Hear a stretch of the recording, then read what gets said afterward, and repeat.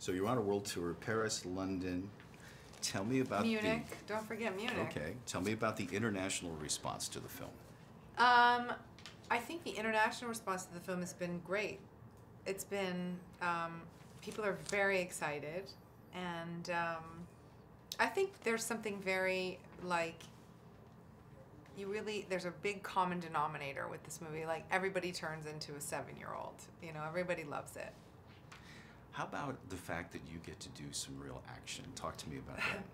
I was really thrilled that I got to do some action and, you know, kind of embody that power and do stunt work. And I had never really done that before, and I really, really enjoyed it.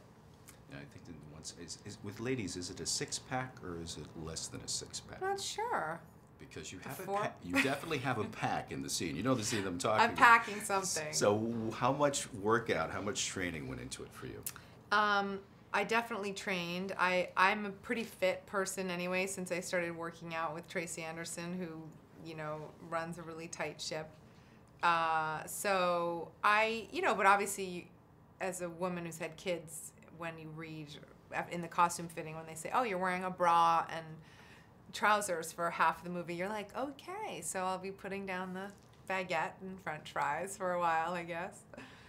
So how, in your mind, has the relationship between your character and Tony evolved over the series? In Iron Man 1, Pepper's very much a supplicant. You know, she's following him around, cleaning up his messes, you know, getting his one-night stands out of the house and all of that. And by the time Iron Man 3 starts, their relationship has evolved to the point where they're living together. They're very equal in the relationship. She's demanding something of him.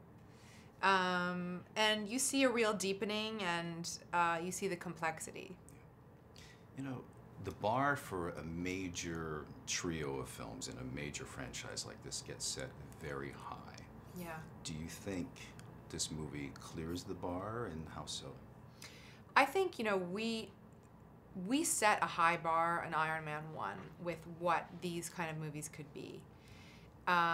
With really good actors and, you know, good interpersonal interaction, and I think Jon Favreau kind of set a bar, and I think this movie is really a great movie. I was really surprised. You know, I was really surprised that, because obviously everybody knows the way that Marvel do action pieces and all of that, the stunts is all great, and the CGI and the bells and whistles done. Like, we know that's amazing, but the bones of the movie, it's a really good movie. And again, like, the emotional life in the movie is real and deep, and it's romantic, and I was really amazed by it when I saw it, I have to say.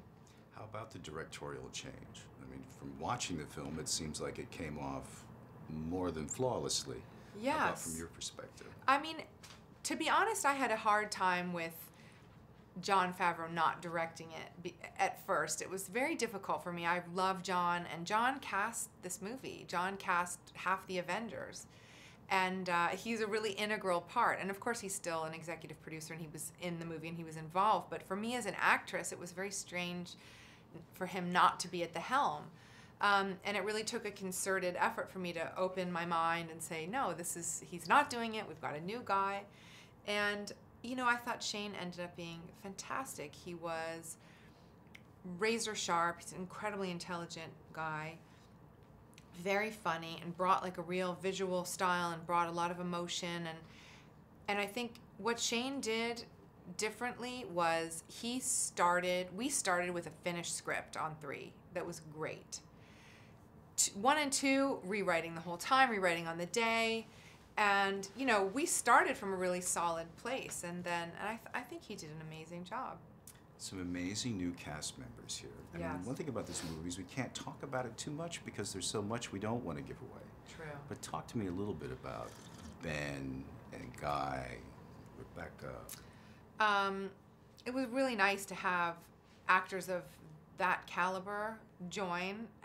Rebecca Hall is fantastic, and it was nice to have another woman to do scenes with and talk to. You know, she was really interesting and really talented, and Guy Pearce as well. It's like, and all of the all my sons' mothers in their class in London, they're all obsessed with Guy Pearce when he was on Neighbours. So I was like texting like, yes, he's really nice, he's really cute. I'm like, what are they? It's from Neighbours, this soap opera he was on. Anyway, he was great. And Ben Kingsley, I did not get to work with him, unfortunately, but we had lunch one day and I was thrilled.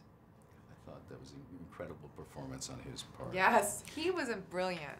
One last question. I mean, is it closing? Isn't it closing? But you've worked with Robert through the whole thing. Yes. Do you develop a personal relationship with someone like Robert over time? Is that, you become friends? Does it change over time? And then do you like hope that you work together again? That type of thing. I think we have a really good working relationship, and I know we'll work together again. I don't know if it'll be in the pepperoni, as the internet calls it, twosome, but we have a great time, and I'm sure we'll be together again somewhere. And I know it's tough from an actor's point of view to have expectations for a film, but do you have expectations at all for how you hope the audience will receive or perceive Iron Man 3? I know the audience will love it because I'm a really tough customer and I loved it. And for me, it's wonderful to participate in something where, for me, the exciting part is I think the female audience will be really happy to be dragged along to this movie because of what happens with Pepper. And I think females will feel like, wow, that was great. I love that, because you see her transformation. I think it's very cathartic. It's like a twist on a Cinderella story in a way, going from an assistant to a superhero, and it's great. So I'm very proud of my work in it, and I think people will love it.